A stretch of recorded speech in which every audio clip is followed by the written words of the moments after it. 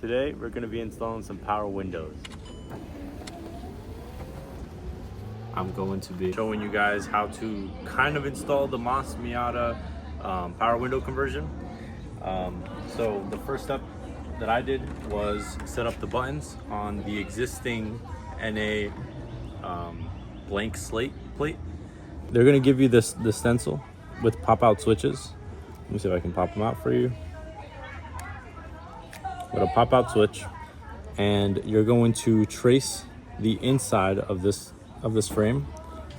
Trace the inside over your existing panel.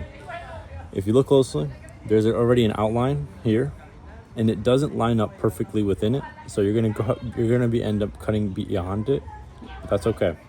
I'm gonna show you a couple of tricks I did with the Dremel to achieve this. I only used 2 heads. I used just the regular, this disc blade to cut it on the sides to make it square. When I would try to fit it and it didn't fit properly, I would use the sanding tip, and it would kind of melt off the plastic.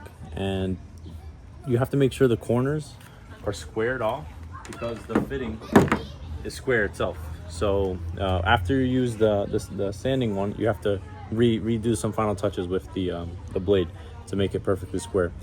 So you'll see in the inside, it doesn't look perfect, but essentially this is kind of a rough way of how it's gonna look. I recommend you clean it while you have it off. Our step 2 is running the wires through our NA. If they aren't there, you're gonna have to run some new wires. Step 2 is to take off the glove box from the 1994 to 1997. This is what the glove box looks like. They are different from the 1990 to 93. There's gonna be 2 screws on this right side, 2 Phillips screws. And then there's another Phillips head, but this one is different, has a hex. We took it off with a ratchet in our corner. And this will clear up, and it'll give us access to fish a cable through to the door that we're gonna have to have powering the motor. So we'll cut that to the next scene. Okay, so we're on step 3. Now it's gonna be taking off the door trim so that way we can have access to the inside. It's gonna look like this after. Okay. So to take off the door card, you're only gonna need 2 things: a pick with a really fine tip, and I think this is number 2 Phillips. So the first one you're gonna take off is this trim around the door handle. You just slide it in. There's no plastic covering at all. You spin it in.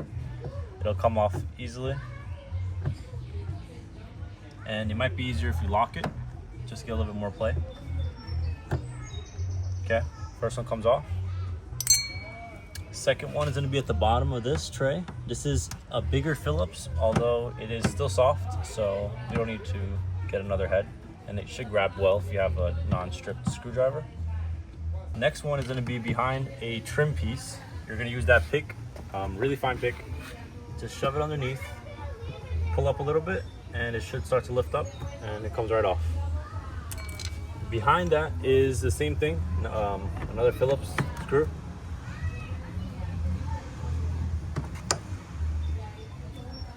This will remove your handle. Okay, I'm gonna leave this connected. Next screw is gonna be behind a little button clip. You'll find a hole that it's like a little groove indent that you can put something in, and it lifts up just like a gas cap. And once you get that, we're gonna just unscrew it.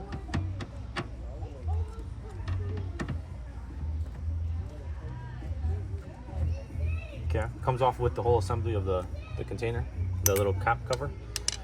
Next, I'm gonna show you guys how to take off the handlebar. But before we do that, don't forget to take off the plastic trim we just took off. To remove it, you open up the lock, you pull it back, and you just slide it right out. That comes off. So put that aside, and I'll show you how to get to this. All right, the next step is gonna be to take off the window handle.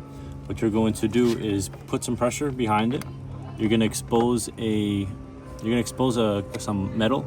If you don't see it, rotate the handle until it goes straight down or straight up until you see it. So once you have it, you're gonna apply pressure backwards, get the pick. Your goal is to get underneath it and lift it up and pop it up. This is pretty much a safety pin. And what we're doing is we're just lifting up straight from right here. Once you do that, you're just gonna apply some pressure, pull straight out, and the grommet part comes out. Now that we have all the screws taken off, what we're gonna do is pop out the clips that retain this door card to the door itself. So you're just gonna grab it from the side, apply some pressure until you feel and you'll hear some parts pop out. And you're gonna just go across it, go in order. Go in order. All right, you can see it flapping. That means we've taken off all of the clips. Next step, what we're gonna do is grab it and lift it up while you jiggle. And you'll be able to fully remove it. And what we are essentially doing is just taking off these little clips. Some of them are broken or missing, like for example over here, but as long as the majority are there, we should be okay. Next step is going to be taking off the speakers on the door. This is the passenger door. It's going to be identical to the driver and passenger door. There's going to be a couple screws holding in the speaker. Pop those guys out, remove the speaker, unplug the wires, and this is where you can see if your car came with the wires already thrown for your windows. My car didn't. When you look inside, you're only going to see these two cables. So that means we have to use the kit's cables and run it through. In order to run it through though, it's going to have to go into the door. It's going to have to go through this little rubber piece into the car and into the center console. To do that, what we ended up doing was getting a wire. In this case, this is really thick wire. I'd recommend something thinner, maybe chicken wire, whatever you have nearby. What you're gonna do is you're gonna take off the glove box like we did earlier. You're going to shove your hand in. You're gonna feel a hole. Once you feel that hole, there's not much room in there. It's a really small hole, and you're gonna fish this wire through. At this point, it's gonna be in the inside here. You're going to when it goes in, you're gonna give it an arc like this before you fish it through, of course. So you're gonna try to play with it until it bumps into this area, and then you feel it with your other hand over here. You're gonna feel the wire poke at it, and once it's there, you're essentially going to kind of play with it to bend it downwards. Essentially put your finger, bend it, push it, keep fishing it through until it pops out onto the other side. Once you have it on the other side, it might be a snug feeling, but we're gonna use duct tape, and we attach the wires, we wrapped it around it, and we're gonna pull it through, and we'll show you guys the next step after that.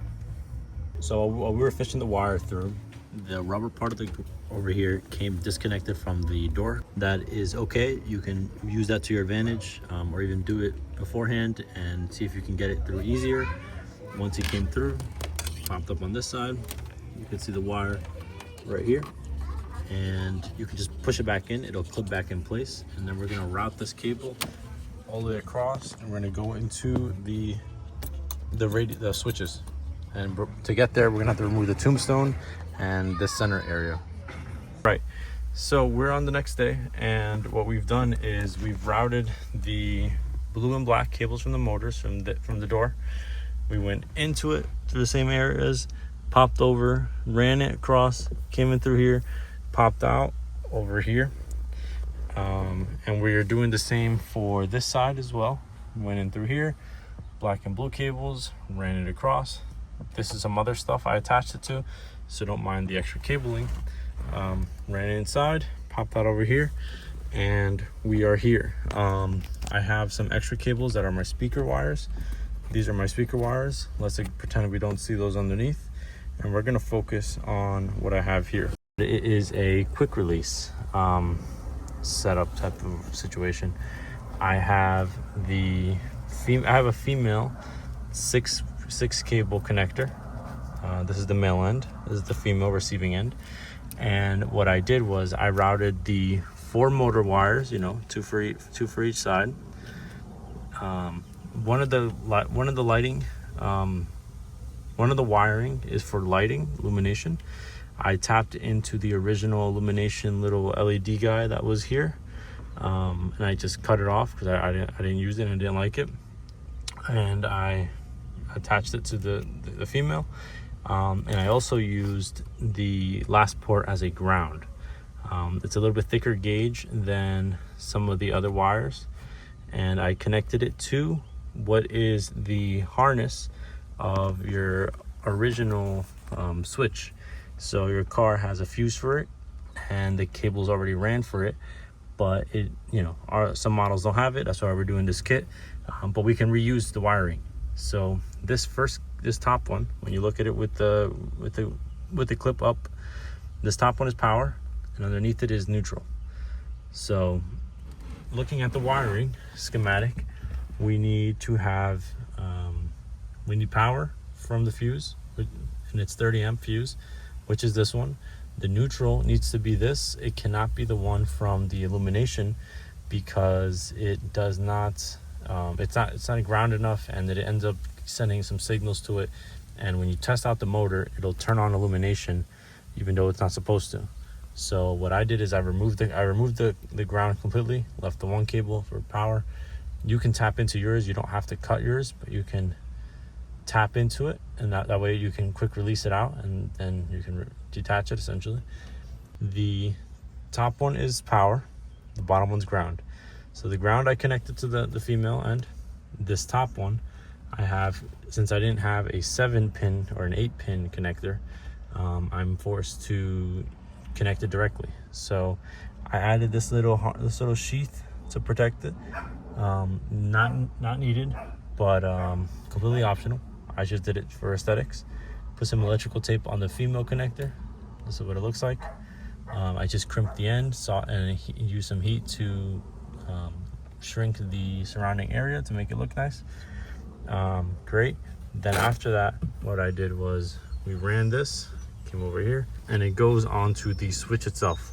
So there's a lot of cables on here following the schematic. It makes it pretty simple for you though.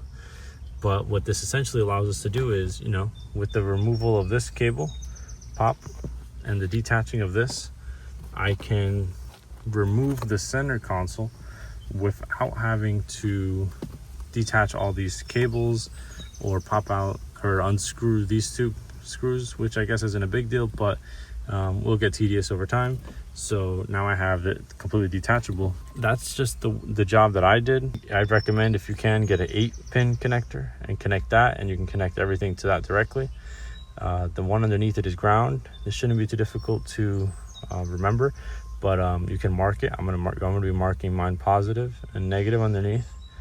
All right, the next step after removing the door card is to remove these next 3 screws, 1, 2, and 3, and this will allow us to lift this up, remove the panel, slide this part through that little hole, and then we can remove everything without cutting anything or overstretching this little area right here.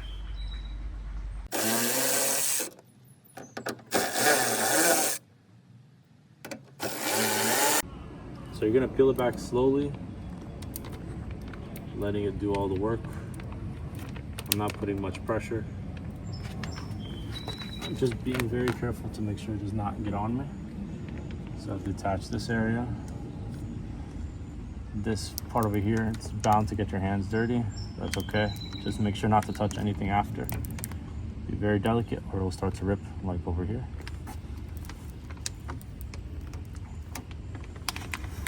Okay, so pull it back and try to shove it through the gap.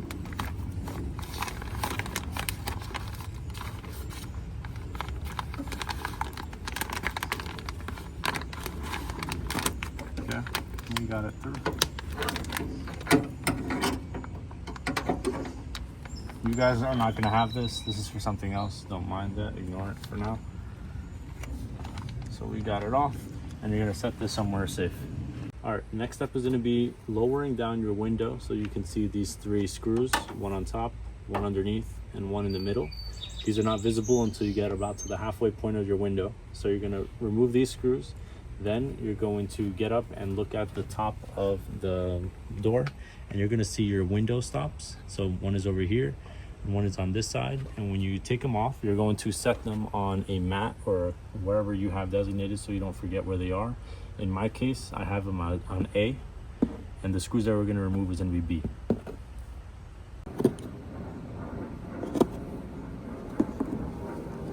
One more thing I forgot to mention earlier, I ended up adding a screw to hold this in place. That way it's not You guys won't have this to hold on to anything, and we don't want to bend the this wire. So the next step after we remove the bolts and the screws is we're going to grab this and we're going to wiggle it out of place, and we're going to take it out. It may feel like it doesn't come out, but it does. So with enough wiggling, it'll pop out just like this. And you're going to set this down somewhere safe. And here is where you'll be able to take a look at the bushings. So my bushings are intact. Some people's bushings are cracked or completely missing. I bought some replacement bushings that will give it a snugger fit and cause less vibrations in the door panels from Moss Miata. So I'm going to be swapping mine out. I won't be showing you how to do that, but I'm going to cut to me cleaning this off and cleaning it up so I can put it back in, and we'll show you the next steps after that. So next we're going to get rid of these two bolts. There's two bolts underneath the car. They are right over here. Once we remove those two bolts, these two bolts, we're gonna hit these sections. Then we're gonna hit the final section over here, and and then with all those removed, we'll be able to release all the window assembly, and we'll have to fish it through.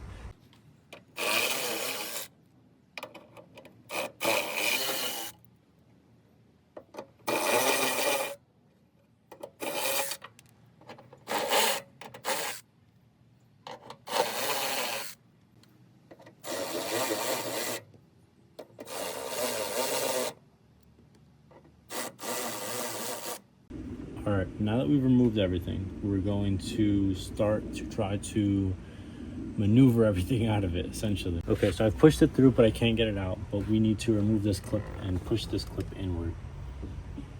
So grab some pliers, squeeze it, wiggle it about, and then it should just fall right through. Okay, great. But I realized that there is one more screw that we need to remove, and it is actually underneath down here. It's not in the frame, but there is a screw not underneath, but facing your way, just underneath the door. All right, one more last screw that I forgot to take out and mention earlier. I guess we're also taking this one out too.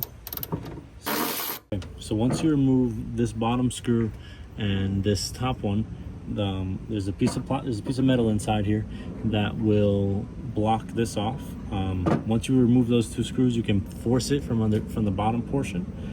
It'll move backwards, and you can fish this guy through. We got one part out, but we need to take out everything, so let's keep on going. We got another clip right here we got to push through. Okay, all right, now this thing is dangling on the inside. You can see I'm going to fish it through. Let's see.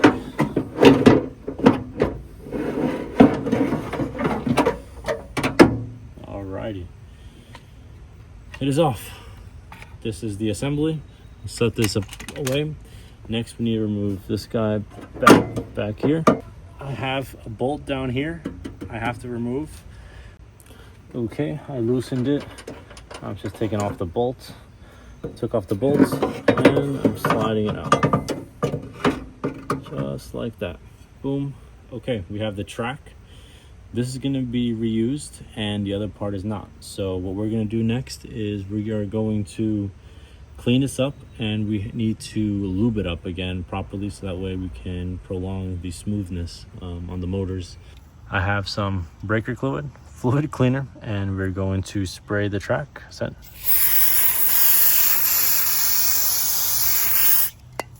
And we are going to try to clean this up.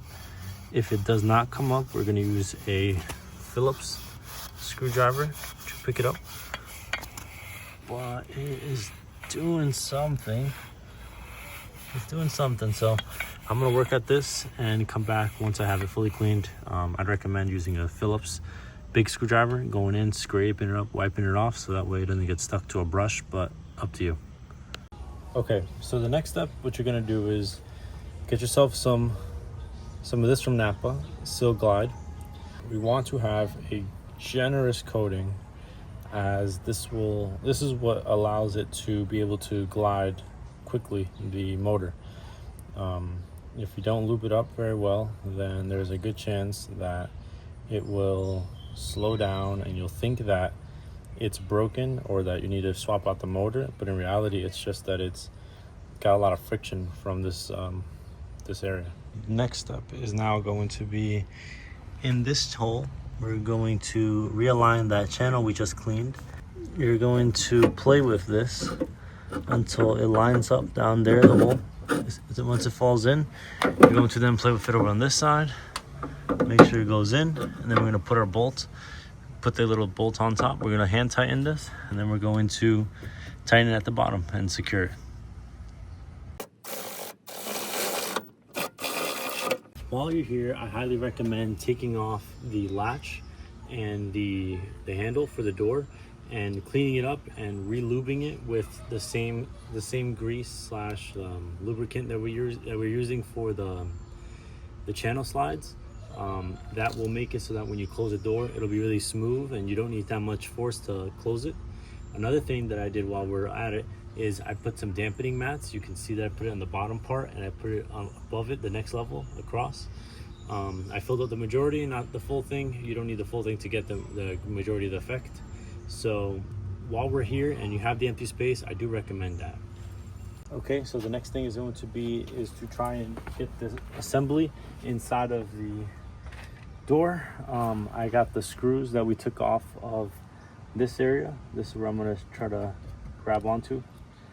But first, let's try and shove it in through the hole. Trying to make sure this part remains straight once we're in there. All right, after playing with this and cutting myself on this area, be very careful here. You're going to notice that at the bottom of the motor, it has this piece. This piece swivels.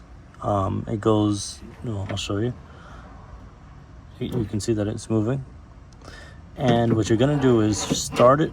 You're gonna fish it through the bottom, get that swivel area down at the bottom down here, and you're gonna kind of push and pull up until this top guy comes out and sticks out.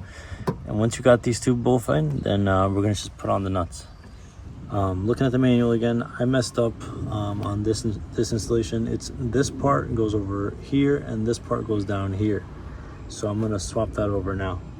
Before I forget, we're also going to lube up the channel on the new one. Even though it comes a little bit lubed, we're gonna just add some extra lubing with our finger. I'm just gonna grab it and then put it behind it. Hopefully you can do this before you mount it. That way you don't have to do it in an awkward position like I'm about to do. All right, so after we lubed it up, inside you're going to see your two holes that you removed. The kit is gonna come with just one mount you need down there. So you're gonna line that one up. And then you're also gonna remove the bolt that's up here. You see right here? We're gonna remove that and then we're gonna put it back in on this way. We're gonna use the one that they came with, not the original OEM ones. You're gonna grab your glass next. Grab your glass, put it into the crevice that is already made. You're gonna keep it on this back part. Make sure that the rubber doesn't stop it from falling in. Okay. We're gonna keep on gliding it in. At the same time, we're gonna keep an eye on over on the left side. Let me adjust this. You're gonna keep an eye over on this left side. You're trying to channel it into the area. I have some plastic over here. Lift that part up. That should free it up some. And you're gonna just keep on playing with it until it falls in. So I've got mine in. Before I push it, before I put some force down, I'm going to apply some Seal Glide. I'm gonna apply some Seal Glide to the new bearing. Plastic aside. All right, now we're in. So the goal is to lower it so that we can see those three holes again. You remember when we removed the window, there was one here and two there. So right now we are just lowering it where it becomes visible. So right now, I could see them right here. One, which this part goes up, two, and then three. So we're gonna have to now connect the motor, turn on the car, and what we're gonna do is we're gonna turn on the motor, and that will essentially lift up this plate. This plate is going to line up in front of this, or in the back, I forget, I think it's in the front. And we're going to put those screws that we had earlier in. Okay, I've gone ahead and plugged in our wires because we need to raise up that panel we spoke about earlier. Raise it. Okay, a little bit higher. One thing to note about this is if you don't put the stoppers, the window is going to pop out when you hold up, so these are required. These guys are essentially going to go, one of these guys are going to go in the back. There's a little adjustable hex area like this, and what we're going to do is this requires you to, well, let me put these on first and then we'll cut to how to adjust your window. Okay, so I've got the stoppers on. I'm going to go up on the window. Let's see. So it stops there, which from experience I know it needs to go higher because mine goes around here for a good flush seal. So I'm going to loosen this up just a little bit. We are going to raise it up just a tad bit. So I had it all at the bottom and I started all at the bottom. So I'm gonna raise it up just a little bit. Now I'm in the midway point. I'm gonna do both sides. So this side too. Okay. Now window time. Down and then up. All right. I like the way it looked on top this time. Let's go ahead and close the door. And we're going to put up the soft top and we'll see how it fits.